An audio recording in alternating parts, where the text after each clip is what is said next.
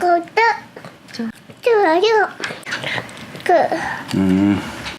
안녕. 현우 안녕. 안녕.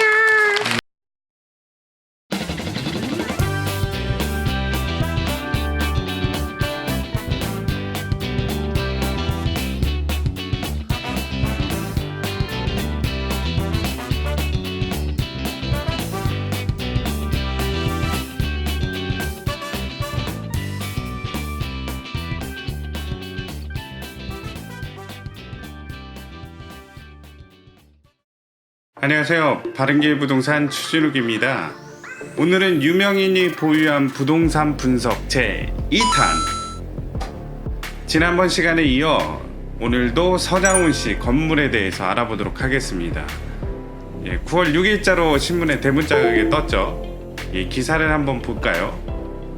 단독 서장훈 홍대 140억 원 건물주 400억대 빌딩 부자라고 나오네요. 자, 부동산 업계에 따르면 서장훈은 지난 7월 17일 날 서교동의 지하 2층, 지상 5층 규모의 대지 324.3 98평이죠. 연면적 367평의 건물을 140억 원에 매입해 지난 2일날 9월 2일날 잔금을 치렀습니다. 서장훈은 건물에 매입하면서 근저당 설정 대신 담보 신탁을 통해 은행에서 85억 5천만 원을 대출받았다.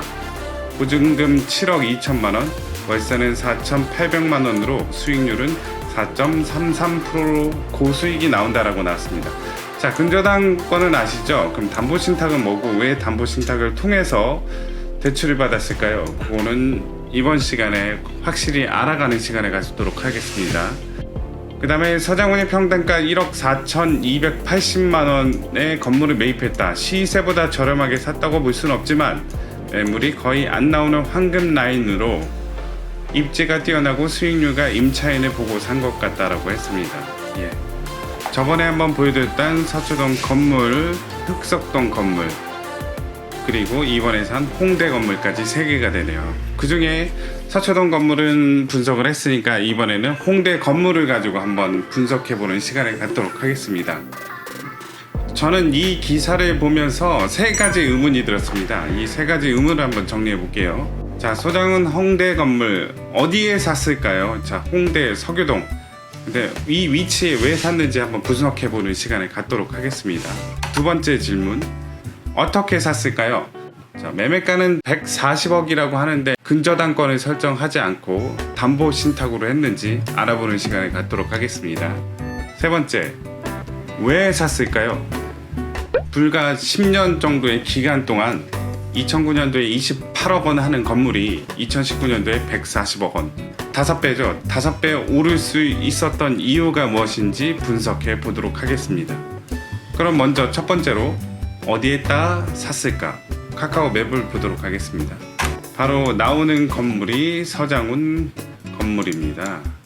이 건물은 북쪽에 도로가 있고요. 세로로 길쭉한 장방형의 토지입니다. 그래서 지도를 크게 보시면 동쪽엔 홍익대학교, 남쪽엔 상수역, 서쪽엔 합정역, 북쪽엔 홍대 있고요. 트리플 역세권의 중심에 위치해 있고요. 대학교 주변에 있는 상권입니다. 이 주변을 중심으로 클럽이 엄청 많습니다. 자, 한번 홍대 클럽 한번 볼까요? 얼마나 많은지. 그 주변으로 해서 이게 다 클럽들입니다. 이 점점점점이 보시면 이 주변에 다 클럽을 형성하고 있어서 유흥거리 이런 것들이 일대에 다 뭉쳐있는 지역에 위치한 상권의 건물입니다. 근데 중요한 것은 상권이 너무 좋다 보니까 서장훈 뿐만 아니라 다른 연예인들도 이쪽에 투자한 사람들이 많습니다. 바로 이 위치가 서장훈이 140억 원에 산 건물의 위치고요. 그 다음에 이 왼쪽으로는 신동엽 씨가 샀죠. 2015년도에 샀습니다. 그 다음에 오른쪽으로는 초마라는 곳을 양현석 씨가 2007년도에 샀습니다. 결국 2007년도에 양현석 씨가 먼저 사고 2015년도에 신동엽 씨가 여기다 사고 같은 프로에 출연 중인 서장훈을 추천했나 봅니다. 단순히 저희 개인적인 생각이죠. 위로 보시면 이 지도에는 안 나왔지만 이쪽에 공효진 씨가 건물을 또 가지고 있죠. 서장훈 건물을 중심으로 반경 100m 안에 신동엽, 양현석 건물이 있고요. 그 위쪽으로는 공효진 건물이 있는 거죠. 그만큼 핫한 곳에 매수를 했네요. 두 번째로 넘어가도록 하겠습니다. 어떻게 건물을 샀을까요? 등기상 정보 증명서 건물이네요. 소유권 이전 2019년 9월 2일날 이전을 했는데 등기부등본에 아무리 봐도 서장훈 씨 이름은 보이지가 않네요. 무슨 이유일까요? 2019년 9월 2일 매매가 이루어지고 소유권 이전이 이루어지고 난 다음에 신탁이 돼버렸습니다. 수탁자 주식회사 신한은행에서 나오는 거죠. 여기 신탁원부가 나오고요. 그렇다면 신탁은 뭔데 소유자인 서장훈 씨가 나오지 않는 거고, 왜 근저당을 통해서 대출을 받지 않고 담보 신탁을 통해서 대출을 받았을까요? 일단은 담보 신탁이 뭔지 알아보도록 하겠습니다. 일반적인 담보 대출은 소유자가 금융기관을 상대로 해서 자신의 건물이나 토지를 담보로 돈을 빌리는 것이죠.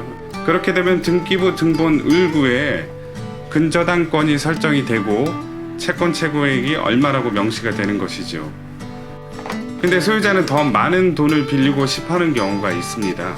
금융기관 입장에서는 더 많은 대출을 해주는데 세 가지 불안 요소가 생기게 됩니다. 첫 번째로 소유자가 대출금을 잘 갚을 수 있을까라고 하는 그런 불안감이 구성이 되는 거고요. 자, 두 번째, 대출금을 잘 갚을 때까지 부동산을 잘 관리할 수 있을까? 만약에 관리를 잘 못해서 부동산 가치가 떨어진다면 은행 입장에서는 불안한 거죠. 자, 그리고 세 번째로 소유자의 채무 불이행으로 경매에 넘어갔을 때 잘 팔 수 있을지에 대한 불안감. 경매에 넘어갔는데 유찰이 많이 되어가지고 대출금을 회수하지 못할 수 있다는 불안감이 드는 거죠.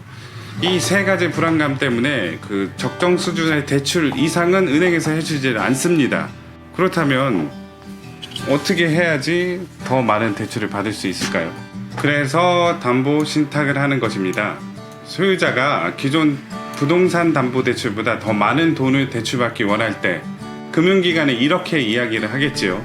내가 돈 더 많이 빌려줄게. 대신 그 부동산 소유권을 믿을 만한 회사에게 넘겨라.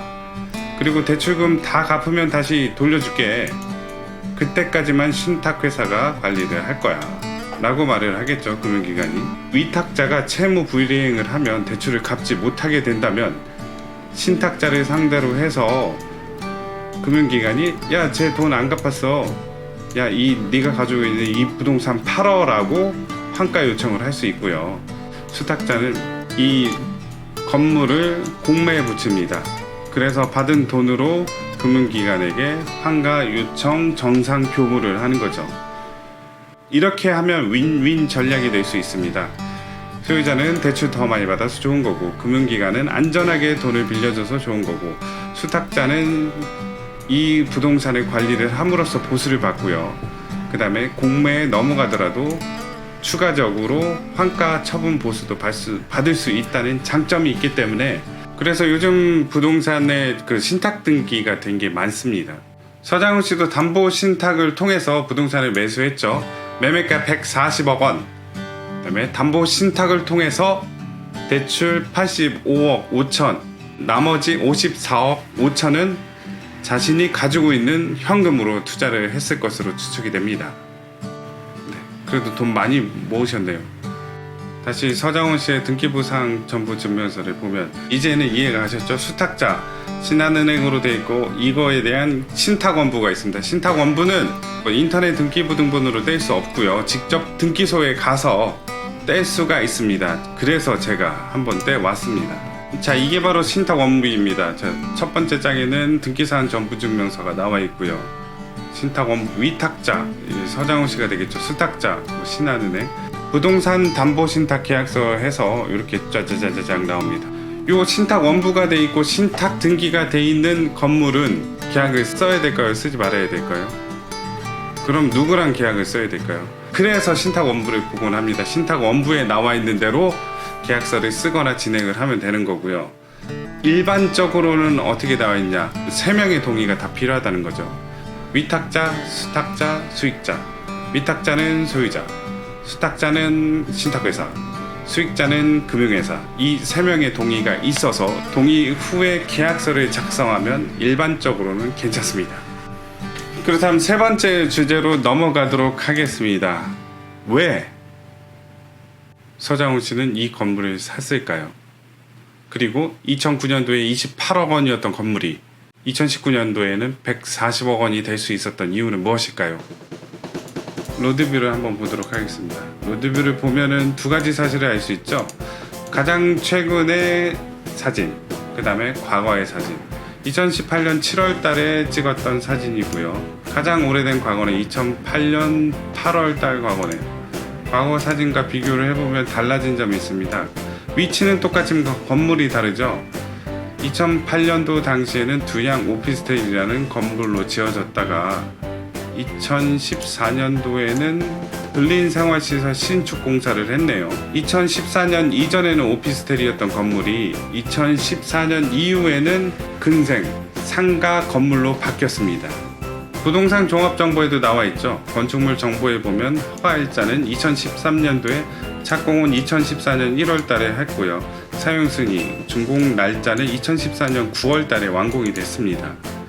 그래서 카카오 맵에서도 2014년 4월 달에 신축 공사가 진행 중이고요. 그 이후 2014년 9월 달에 완공이 돼서 현재까지 가지고 있는 건물이 되는 거죠. 5년 된 건물이네요. 5년 된 건물, 따끈따끈한 건물을 서장훈 씨가 샀습니다. 왜 오피스텔로 되었다가 근생으로 바뀌었을까요? 신축하는 게 그렇게 쉽지는 않은데. 밸류맵이라는 사이트를 한번 가보도록 하겠습니다. 밸류맵 사이트에 들어가서 주소를 치면 자, 140억 원에 거래됐다고 나오고요. 거래 시점이 2019년 7월. 토지 면적당 단가는 1억 4,200만 원. 밑으로 내려가면 등기 확인 내역이라는 게 나옵니다. 등기 확인 내역을 클릭하면 일정한 기간 동안에 주인이 얼마나 많이 바뀌었는지, 손바뀜이 얼마나 일어났는지를 알 수 있습니다. 2009년부터 2019년까지 주인이 5번 바뀌었네요. 2009년 6월 달에는 28억 원에 매매가 됐고요. 2009년 7월에는 30억, 2014년 7월에는 58억, 2015년에는 88억, 2019년에는 140억 원이네요. 그렇다면 10년 만에 28억 원에서 140억 원이 될 수 있었던 이유는 무엇일까요? 크게 세 가지로 꼽을 수 있습니다. 첫 번째, 좋은 입지 선정이었죠. 두 번째, 그 상권에 맞는 신축을 했고요. 세 번째, 적절한 임대 수익을 통한 부동산 가치 상승이라고 할 수 있습니다. 이 세 가지 중에 먼저 첫 번째를 보도록 하겠습니다. 좋은 입지 선정.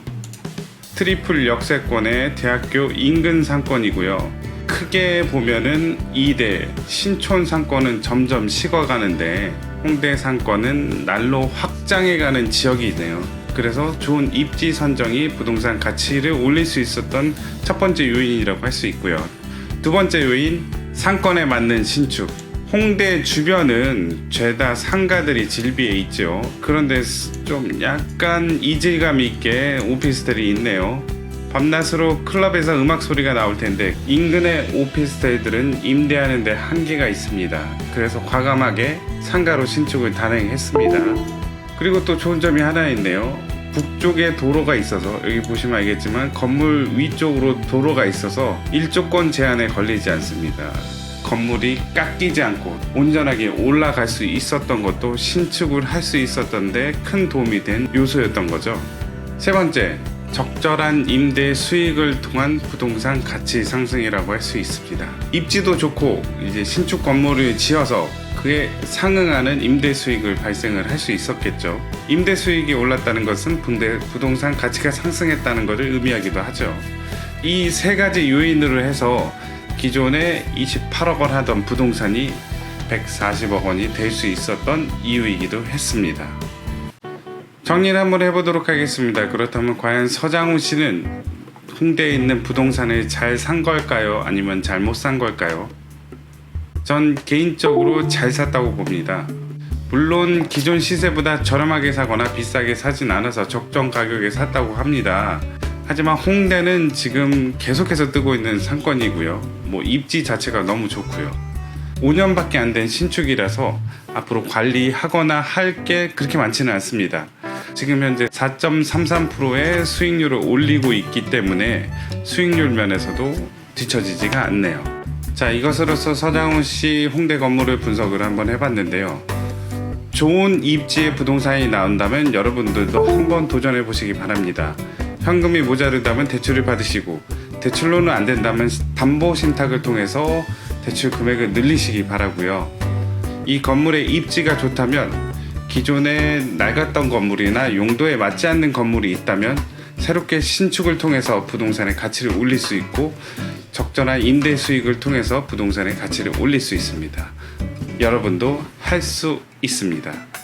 감사합니다.